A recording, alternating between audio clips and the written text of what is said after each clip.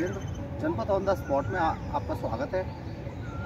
आज हम बात कर रहे हैं केजरीवाल के शीश महल की। शीश महल पता नहीं कितने लोगों के चेहरे से नकाब उतार के रहेगा, ये समझ नहीं आ रहा है। केजरीवाल के मामले में जिस तरीके की कल कैग रिपोर्ट का CAG का जो जिक्र आया, अब केजरीवाल ने पलटवार करते हुए कहा है कि ये जो कैग रिपोर्ट है ये पहले ही जो कैग की ऑडिट है, CAG की जो ऑडिट है वो पहले ही की जा चुकी है। तो ऐसे में सवाल ये पैदा होता है कि क्या CAG की जो प्रासंगिकता है, उसकी जो एक सच्चाई वाली मोहर है, क्या अब उसका वजूद भी खतरे में नज़र आ रहा है?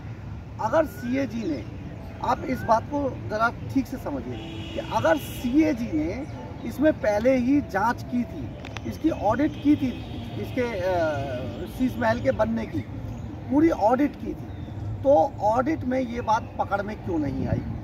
अगर पकड़ में नहीं आई तो क्या कैग के कुछ अधिकारी केजरीवाल को सरेंडर कर चुके थे ताकि ये चीज़ पकड़ में नहीं आई कि किस तरीके से इतना बड़ा घोटाला हो गया, किस तरीके से रेनोवेशन के नाम पे पूरे बंगलों को तोड़ के एक शीश महल खड़ा कर दिया गया, किस तरीके से जो कोरोना काल था जिसमें पूरी दुनिया लॉकडाउन में बंद थी, क्या उस वक्त बनाया जाना और कितना लेबर चार्ज, किस तरीके से उन्होंने लेबर का अरेंज किया, क्या इस तरीके की चीज़ें कैग रिपोर्ट में, कैग के ऑडिट में नहीं आनी चाहिए थी? अगर नहीं आई है और वो कहते हैं, केजरीवाल एंड कंपनी कहती है कि पूरी तरीके से इसमें पहले ही ऑडिट हो गई थी, तो फिर ऑडिट किस टाइप की गई? अगर कैग ने ऑडिट की थी और सब लोग कहते हैं 45 करोड़ रुपए का इसमें घोटाला हुआ और अजय माकन के अनुसार, जो कांग्रेस के अजय माकन है, उनके अनुसार 171 करोड़ का जो घोटाला हुआ, तो कैग ने इसमें क्यों नहीं अपनी कोई टिप्पणी की? अगर कैग ने पूरी इसको क्लीन चिट दे दी थी इस ऑडिट को, तो फिर इस पे सवाल कैसे उठे? तो इसमें दो बातें हैं। दो बातें ये हैं कि एक तो हो सकता है कि केजरीवाल एंड कंपनी जो है इस मामले में झूठ बोल रही हो, और ये भी हो सकता है कि कैग जो है, जो CAG है, उसने भी ले दे के अपना काम इस तरीके से किया हो। केजरीवाल एंड कंपनी की जो चोरी है वो पकड़ में नहीं आई।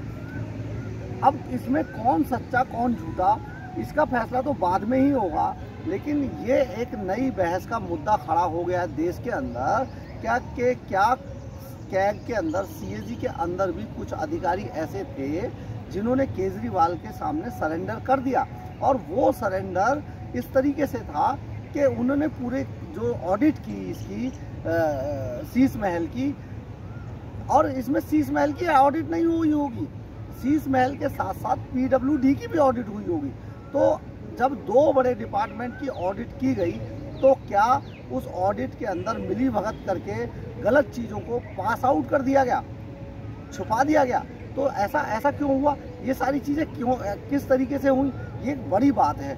और इससे अगर ऐसा हुआ है, अगर केजरीवाल एंड कंपनी सच बोल रही है कि कैग ने पहले ही ऑडिट कर ली थी, तो कैग के ऊपर सवालिया निशान लग जाते हैं। कैग की जो एक रिस्पेक्ट बनी हुई थी पूरी देश के अंदर कि कैग रिपोर्ट को फाइनल मान लिया जाता था, तो क्या अब कैग रिपोर्ट भी शक के दायरे में आ गई है? एक बात तो ये हो गई।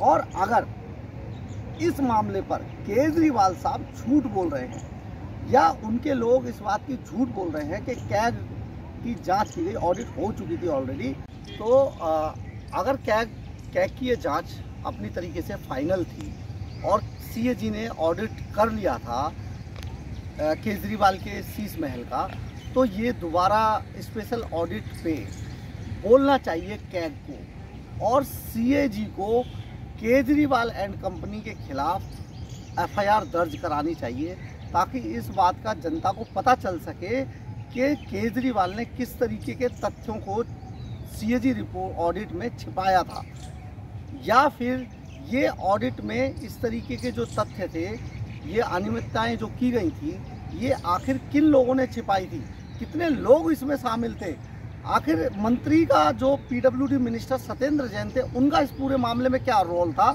और जो सेक्रेटेरिएट के अंदर, जो दिल्ली विधानसभा सेक्रेटेरिएट के अंदर जो लोग बैठे हैं, अब अधिकारी बैठे हैं, उनमें कितने ऐसे अधिकारी थे जो इस पूरे मामले में शामिल थे और उन्होंने सीएजी की ऑडिट में इन पूरे तथ्यों को ही छिपा लिया था। लेकिन इसमें एक सवाल ये भी पैदा होता है कि जो ऑडिट जो होती है, ऑडिट तो हमेशा चोरी पकड़ने के लिए ही की जाती है ना। लेकिन अगर ऑडिट ने भी इतनी बड़ी चोरी 45 करोड़ रुपए की और कांग्रेस के मुताबिक 171 करोड़ रुपए की जो दिल्ली के खजाने से गया था, दिल्ली की जनता के टैक्स पेयर का पैसा था, उसको किस तरीके से चुराया गया, उस पर लूट की गई, उस पर डकैती डाली गई, तो ये ऑडिट के अंदर सामने क्यों नहीं आया? और अगर ऑडिट ये गलत है, स्पेशल ऑडिट जो कराया गया है, तो इसमें केजरीवाल को ऑडिटर्स के खिलाफ भी बोलना चाहिए। जब उन्होंने किया तो ये स्पेशल ऑडिट की क्यों ज़रूरत पड़ी? स्पेशल ऑडिट की कभी आज तक ज़रूरत पड़ी नहीं है किसी ऐसे मामले में।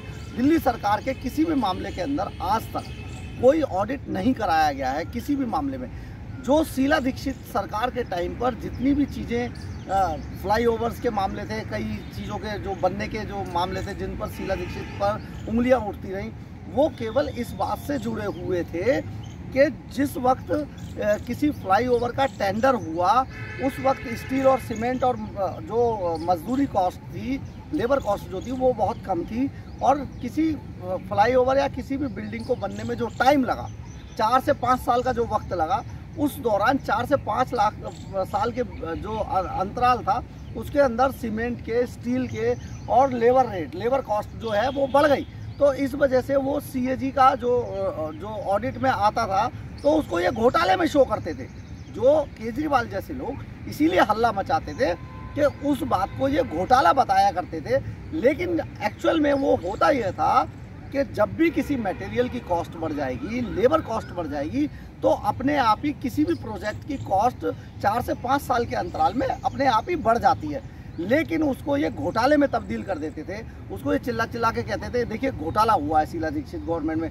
लेकिन यहाँ पर जिस वक्त एनजीटी को फॉलो नहीं किया गया, जो दिल्ली का जो नक्शा बनाने वाली जो कंस्ट्रक्शन कंपनी है उसको फॉलो नहीं किया गया, दिल्ली में जो जिस तरीके की जिस जगह पर ये बंगला बनाया वहाँ पर ये नो कंस्ट्रक्शन जोन है उसको फॉलो नहीं किया गया, कितने सारे पेड़ काट दिए गए और वहाँ पर 3 से 4 बंगलों को तोड़ दिया गया और फ्लैट्स को तोड़ के वहाँ पे पूरे को प्लेन कर दिया गया। ये सारी चीज़ें ऑडिट में आनी चाहिए थी। इसके अलावा ऑडिट में ये बात भी आनी चाहिए थी कि इतने करोड़ का अगर ये इन्होंने रेनोवेशन दिखाकर, आप समझिए, अब इसमें एक बड़ा सवाल ये भी पैदा होता है कि जब पीडब्ल्यूडी ने ऑडिट के लिए फाइल भेजी तो उस वक्त वो फाइल रेनोवेशन की फाइल थी। लेकिन इसमें जो पार्ट पेमेंट्स हुए, पेमेंट कोई भी 10 करोड़ से ऊपर ना जाए, इसलिए ऐसे पेमेंट्स किए गए। 9 करोड़ 98 लाख, 9 करोड़ 95 लाख, 9 करोड़ 8 लाख, इस तरीके से जो पेमेंट किए गए। तो सीएजी ने इस बात पर भी सवाल क्यों नहीं उठाए? सीएजी ने ये सारे पॉइंट्स क्यों छुपा लिए? इसके अलावा जो फाइल पीडब्ल्यूडी की तरफ से जो भेजी गई थी, जो चीज़ें फाइल में जो दर्ज है उसके अंदर दर्ज है, पीडब्ल्यूडी फाइल के अंदर रेनोवेशन शब्द यूज हुआ है। तो रेनोवेशन शब्द में और कंस्ट्रक्शन शब्द में, दोनों में एक बड़ा अंतर है।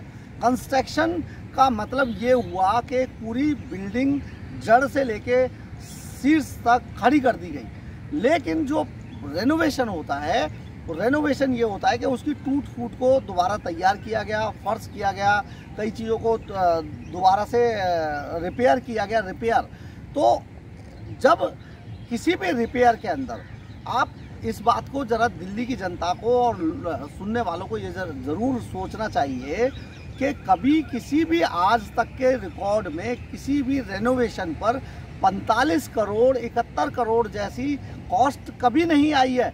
ऐसा इतनी बड़ी बिल्डिंग नहीं थी।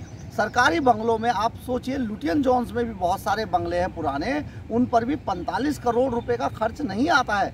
तो फिर 45 करोड़ रुपए का खर्च आखिर आया कैसे था? और जब आया तो उन्होंने ये पार्ट पेमेंट सारी 10 करोड़ से कम पे कैसे रखी, इस पे कोई सवाल नहीं किया। यानी कि सीएजी के अंदर भी बहुत सारे, अगर आप इसमें ये भी हम आपको बता दें, अगर सीएजी ने इसका ऑडिट किया था, तो सीएजी ने अगर इसका ऑडिट किया था तो ये सारी चीज़ें पकड़ में कैसे नहीं आई। यानी कि सीएजी के अंदर भी बहुत सारे अधिकारी ऐसे थे जो केजरीवाल सरकार के सामने हथियार डाल चुके थे। अब अगर हथियार डाल चुके थे तो जब स्पेशल ऑडिट इसका होगा तो स्पेशल ऑडिट में जितने भी जो भी मुद्दे जो भी तथ्य सामने आएंगे, जिस तरीके से स्पेशल ऑडिट के लिए LGV सक्सेना ने उसको इजाज़त दे दी गृह मंत्रालय के आदेश पर, तो अगर ये तथ्य निकल के आते हैं तो सीएजी के अंदर जितने अधिकारी उस टाइम पे इस ऑडिट को देख रहे थे उनके खिलाफ क्या एक्शन लिया जाएगा? गृह मंत्रालय क्या उनके खिलाफ भी एक्शन करेगा?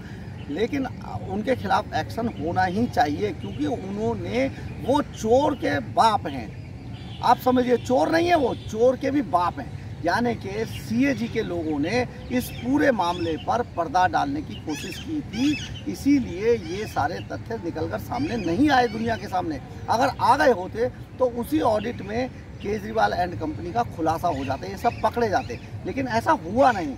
आखिर इस वजह, इसकी क्या वजह थी?